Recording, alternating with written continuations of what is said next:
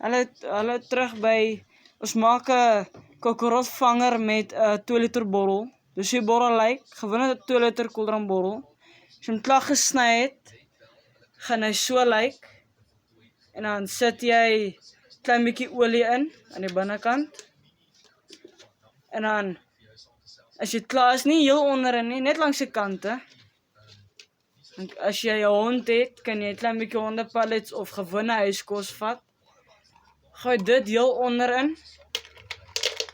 En dan is jou trap basically reg. Dan kan jy jou trap sit waar kokorotte is. En dan as hy nou klaar is, dan gaan hy so lyk. Met baie kokorotte onderin. So sê, daar is jou kokorot trap. Dankie, like en subscribe vir nog video's.